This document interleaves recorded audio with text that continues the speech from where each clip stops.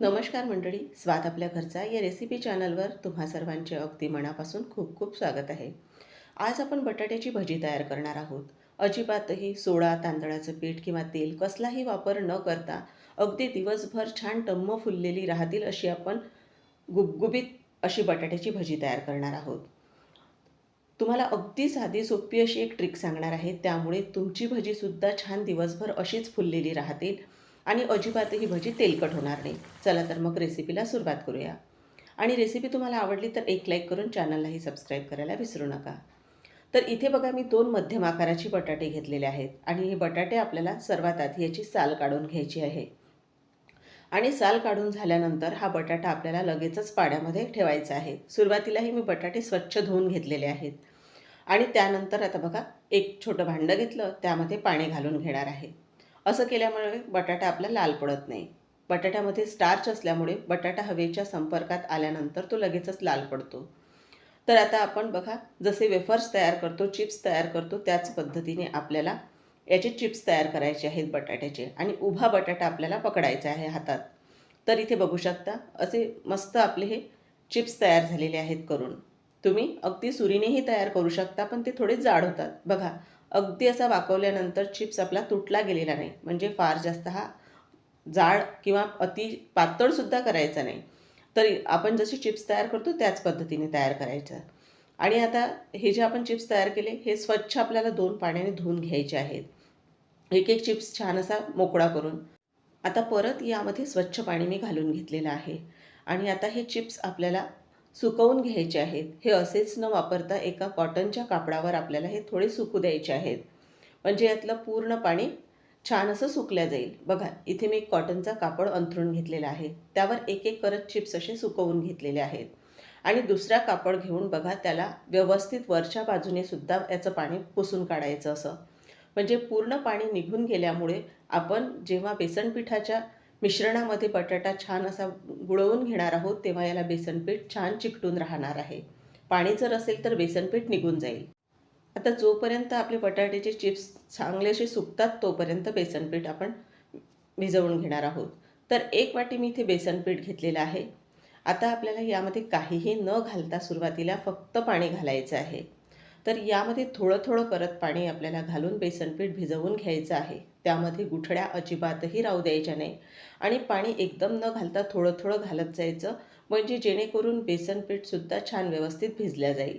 आणि आपण तुम्हाला जसं सुरुवातीला सांगितलं, सोडा, तांदळाचं पीठ किंवा तेल काहीही न घालता आपण ही भजी तयार करणार आहोत आणि छान टम्म फुलली जाणार आहे.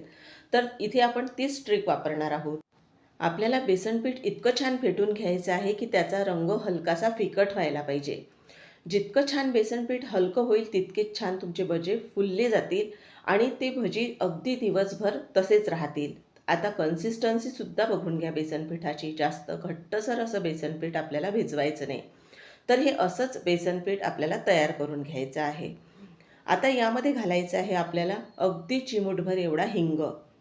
आणि त्यानंतर आपल्याला यामध्ये घालायचा आहे पाव चमचा एवढा ओवा. तर हातावर चोळून असा ओवा मी यामध्ये घालणार आहे, कारण बेसनपीठ वातळ असल्यामुळे आपण इथे ओवा घातलेला आहे. आणि 2 हिरव्या मिरच्या त्याचे असे एकदम पातळ मी काप करून घेतलेले आहेत, ते घालायचे. हे ऑप्शनल आहे, नाही घातले तरीही चालतील. आणि अगदी पाव चमचा एवढा जिरेपूड घातलेली आहे.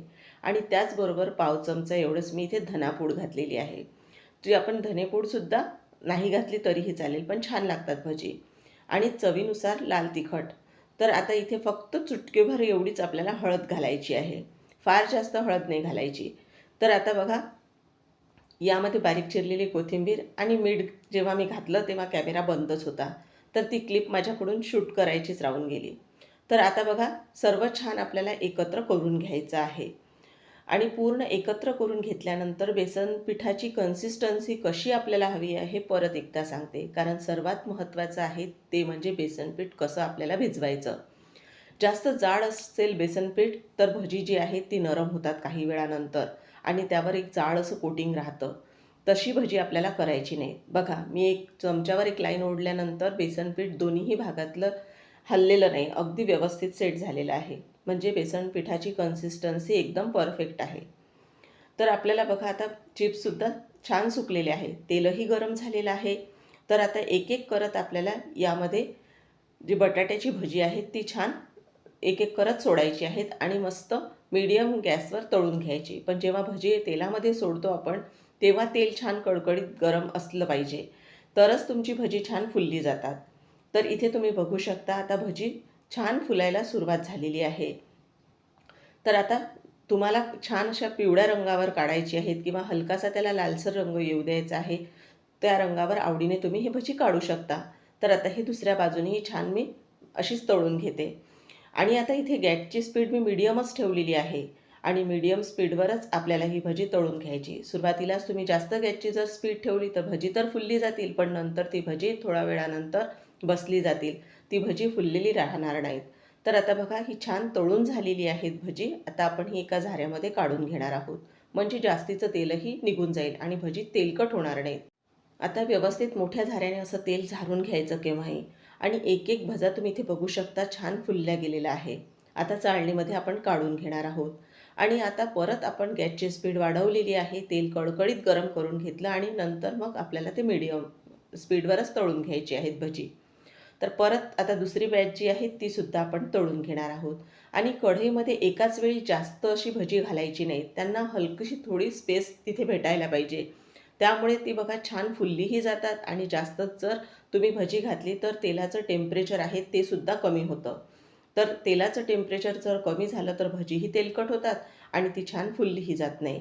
तर आता बघा आपण जी दुसरी बॅच भज्यांची तेलामध्ये सोडलेली आहे ती भजीसुद्धा बघा किती छान फुलल्या गेलेली आहेत.